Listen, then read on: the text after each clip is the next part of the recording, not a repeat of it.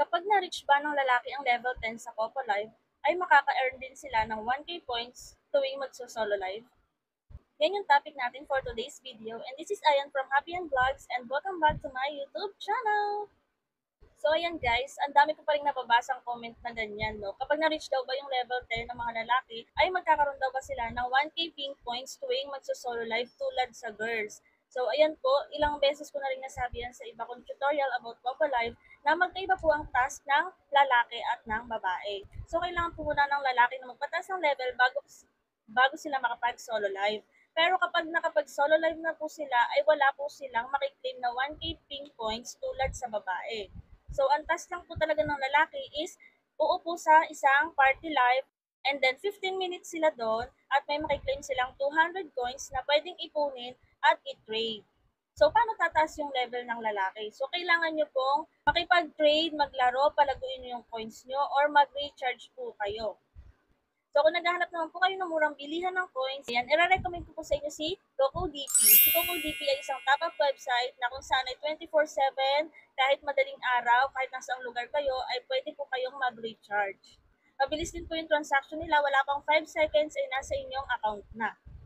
So, paano naman mag-recharge dito? I-click nyo lang po yung link na nasa comment section or sa description para magkaroon kayo ng access kay CocoDP. Kapag nandito na kayo, hanapin nyo po ang Popo Live and then ilagay nyo ang inyong Popo ID, select the package na gusto nyong i-avail, kung ilan yung gusto nyong i-RC, and then select payment method, meron po niyang Gcash, Maya, and Kucoin. And then ilagay nyo pang inyong email address and then click buy now. And then, ayun guys, kapag may coins na kayo, pwede kayong maglaro. And then, alam niyo naman yung Play Lucky sa Popo. Way din yan para tumaas yung level nyo. And then, makipag-trade po. Kung makikipag-trade ka naman po, is makikipagpalitan ka ng coins para maging ping coins. So, mapupunta rin naman po sa inyo yon. So, ang kagandahan kapag pwede ka nang mag-live bilang isang lalaking host dito kay Popo, ay pwede ka nang makipag-PK. Sa pamamagitan ng PK, halimbawa kapag nananalo ka dyan, tulad niyan may PK mission dito, kapag naka-win ka ng sunod-sunod is may reward ka kay Popo.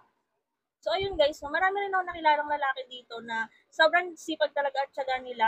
As in, naunahan pa nilang tumaas yung wealth level ko. So ibig sabihin talagang goal nila yung makapag-live dito kay Popo. Lalo na kung may talent ka.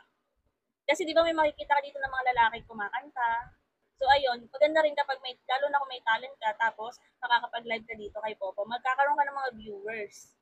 So, ayun lang, no, wala po siyang ma-reclaim na 1K ping points, hindi tulad sa mga girls. And then, yun lang po talaga yung task niya, umupo sa party live ng 15 minutes para may ma-claim na 200 coins. So, ayun lang guys for today's video. And pwede ka pa nakasubscribe, ay mag-subscribe ka na and hit the notification bell para updated ka sa mga susunod kong videos. At kung may mga katanungan pa po kayo, ay pwede kayong mag-comment sa baba. At kapag kaya ko pong sagutin, ay gagawa ko yun ng video or magre-reply po ako agad sa inyo. And thank you for watching!